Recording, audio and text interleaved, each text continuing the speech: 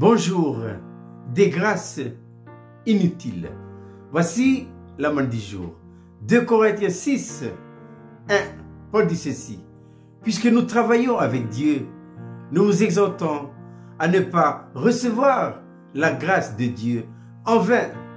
Dans d'autres versions, notamment la version Parole de vie, il est dit ceci. Puisque nous travaillons avec Dieu, nous vous exhortons à ne pas gaspiller les grâces de Dieu. Maintenant, qu'est-ce qu'une grâce? Une grâce, c'est une faveur imméritée que Dieu nous le donne. Dieu nous le donne. Et pourquoi Dieu nous donne-t-il des grâces?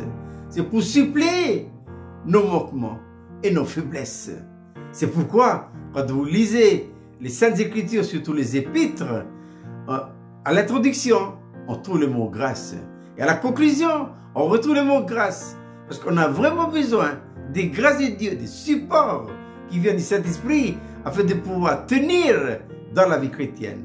Parce que c'est une merveilleuse vie, mais nous n'avons pas à lutter, comme dit l'apôtre Paul, contre la chair et le sang, mais contre les autorités et les dominations dans les lieux célestes. C'est pourquoi nous devons demander des grâces. Seigneur, donne-moi des grâces nécessaires. C'est la première chose que nous devons demander le matin pour pouvoir nous accompagner, nous couvrir tout au long de la journée.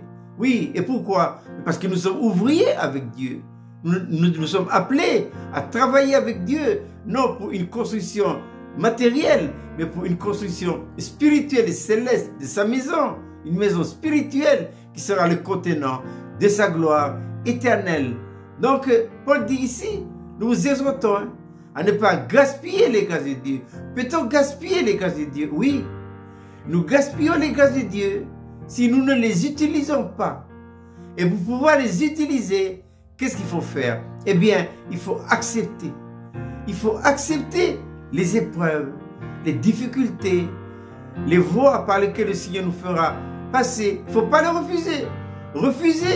Refuser les épreuves et les situations venant de Dieu, c'est gaspiller les grâces de Dieu.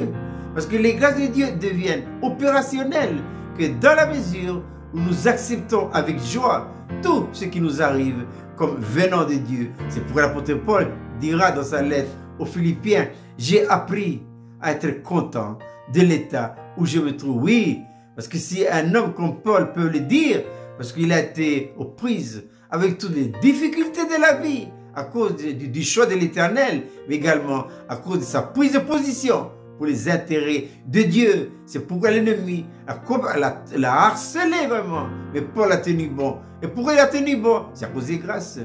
Dieu lui donne des grâces parce que l'apôtre Paul, il a accepté les voies de Dieu. Et le fait qu'il a accepté les voies de Dieu, que ces grâces deviennent opérationnelles. Mais si nous refusons les grâces, si nous refusons les épreuves, donc les grâces de Dieu ne seront pas utilisées, donc vains ou inutiles. Que le Seigneur nous accorde des grâces, de ne pas refuser les voies par lesquelles le Seigneur nous fera passer, mais de les accepter.